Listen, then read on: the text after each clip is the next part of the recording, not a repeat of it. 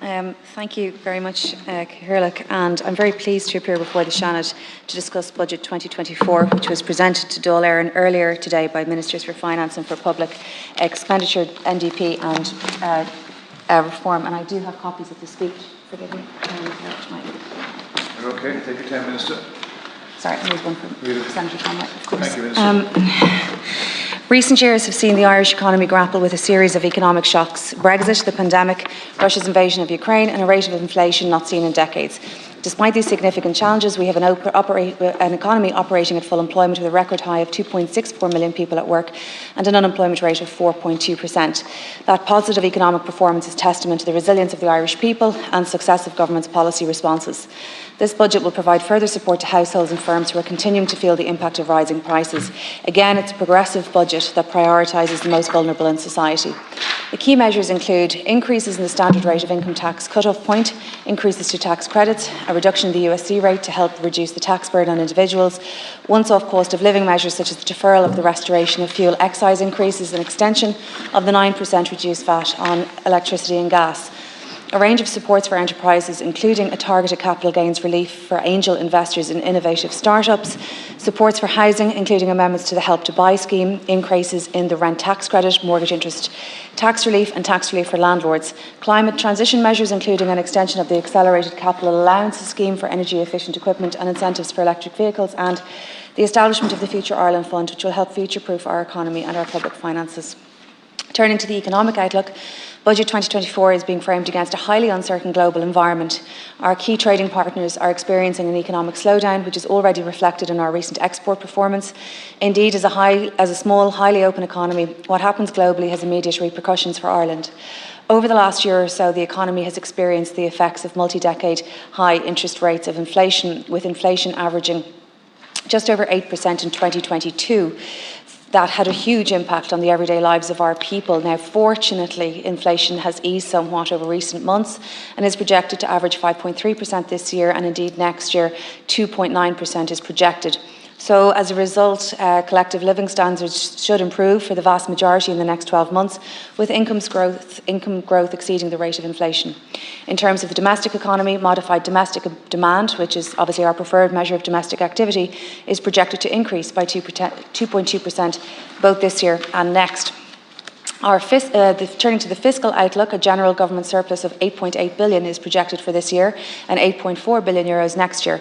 However, excluding the impact of our windfall corporate tax receipts, which are estimated at around 10 to 12 billion this year, we do have an underlying deficit of 2 billion in prospect for 2023. So that is why it is essential that we do not build up permanent fiscal commitments based on potentially transitory corporate tax revenues. The summer economic statement set out the parameters for Budget 2024. It is acknowledged that government had decided to temporarily adjust the 5% spending rule to take account of the fact that inflation is projected to be above trend next year. Net core public spending will now increase by 6.1% next year. Budget 2024 consists of a core expenditure package of just under 5.3 billion euros and a tax package of 1.1 billion in total. A total core budget package of 6.4 billion. It also includes net temporary package of 2.7 billion euros. In addition, there is non-core expenditure of 4.75 billion euros, including an additional 250 million euros for the public capital programme funded by windfall corporation tax receipts. Budget 2024 provides significant supports to mitigate the impact of cost of living pressures for vulnerable families and firms without unduly adding to inflationary pressures. So the measures: income tax. Turning first to income tax, over the past four budgets, the government has introduced a range of supports to help reduce the tax burden on individuals. We've taken over 220,000 people out of the upper tax bracket through the last three budgets since the COVID pandemic. Budget 2024 continues the trend, and in addition to changing the tax rate, an increase in personal employee PAYE and earned income tax credits by €100 each increased, an increase of €2,000 in the standard rate of income tax cut-off point, increasing entry to the higher rate of income tax to €42,000, which is an overall increase of €10,000 over the past 10 years, a reduction of the 4.5% rate of USC to 4%. This is the first reduction in USC rates in 5 years. It's also important to mention that the entry threshold will be raised to €25,760 in line with the increase in the national minimum wage, and the USC concession for medical card holders will be extended a further 2 years. In addition, the home carers and single-person child carers tax credits will increase by €100 and the incapacitated child tax credit by €200 from €3,300 to €3,500. To put these changes in perspective, a single person earning €46,000 in 2024 will see an increase of over €2,000 in their annual net income as a result of income tax and USC changes since 2021. A married one-earner couple with 2 children with an income of €65,000 would see an increase of over €2,500 over the same period. Additional temporary measures to help address inflationary pressures include an extension of the 9% reduced VAT rate for gas and electricity for another 12 months, as well as deferring the restoration of the final tranche of fuel excise increases, which was due to happen on the 31st of October 2023, and I know is something that the Senators called for repeatedly. The outstanding amounts will now be restored in 2 equal instalments on the 1st of April 2024 and the 1st of August 2024. Alongside the cost of living pressures, housing remains a key focus for this government. In terms of the rental market, the government is increasing the value of the rent tax credit from €500 to €750 per year for 2024 and also extending its eligibility. Additionally, government is introducing a tax relief aimed at small landlords, subject to certain conditions being met. Rental income of €3,000 for the year 2024, €4,000 for the year 2025 and €5,000 for the years 26 and 27 will be disregarded at the standard rate. Budget 2024 will also introduce a temporary 1-year mortgage interest relief for homeowners with an outstanding mortgage balance on their primary dwelling house of between €80,000 and €500,000 as of 31st December 2022. Relief will be available in respect of the increased interest paid on the mortgage in the calendar year 2023 as compared with the amount paid in 2022 as the standard rate of 20% income tax. The relief will be capped at €1,250 per property.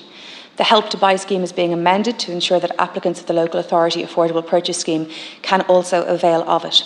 To incentivise better use of the existing housing stock, we are increasing the vacant home tax to 5 times the property's basic local property tax rate, whereas it had been 3 times. Today, on insurance, today we are changing the levy charged to finance the Motor Insurance Insolvency Compensation Fund. We are changing that from 2% to 1%, and I'm happy to confirm that that will benefit policyholders on renewal from the 1st of January 2024 and do expect it to be passed on. The cut to this levy will have a direct positive impact on the cost of motor insurance in addition to the government's programme of reform and will reduce the overall level of contributions to the fund by approximately €20 million. There have been improvements in the cost of motor insurance over the past few years. As we know, official data shows that premiums have fallen by over 40% since 2016, benefiting 2.2 million policyholders in Ireland. I do want to see business benefit from government insurance reforms, including the new personal injury guidelines, the duty of care changes and anti-fraud measures. Like motorist businesses too must see reductions in the future premiums at renewal time owing to what is a more equitable, stable and predictable insurance market situation in Ireland as a consequence of the government reforms. On enterprise, it is essential that we continue to support this sector in Ireland and plan for the future, plan for the innovation and industry for the future. Legislation will be published in the Finance Bill to implement the 15% minimum effective tax rate for large companies as provided for under the OECD Pillar 2 agreement. The research and development tax credit will be increased from 25% to 30%. This will maintain the net value of the existing credit for businesses subject to the new 15% minimum tax rate, but also it will deliver a real increase in the credit to those smaller companies who will not necessarily be in the scope of Pillar 2. For small and medium-sized enterprises, Budget 2024 also introduces a new targeted capital gains tax relief for angel investors in innovative start-up SMEs. This will allow angel investors to benefit from a reduced rate of capital gains tax of 16% when they dispose of a qualifying investment for gains up to twice the value of their investment, subject to a lifetime limit of €3 million in gains. Budget 2024 also includes enhancements to the employee investment incentive and retirement relief, which is very significant for business owners and indeed for farmers. In terms of agriculture, a number of important reliefs such as the consanguinity relief, and the accelerated capital allowances for farm safety equipment are being extended to support the farming sector, and there is more on that. In the area of climate action, the government remains committed to protecting the environment, reducing emissions and crucially supporting newer, cleaner technologies. Therefore, the government is extending the accelerated capital allowances scheme for energy efficient equipment for 2 years. The zero VAT rate on supply and installation of solar panels for private dwellings will be extended to schools. The The existing preferential BIK treatment will remain for 2024 and 2025. VRT relief for battery electric vehicles will be extended for a further 2 years, the existing rate. Carbon tax will rise from €48.50 to €56 per tonne of carbon dioxide emitted from October 11. And there are a number of other revenue-raising measures which I'm afraid I'm out of time. Thank you, Minister.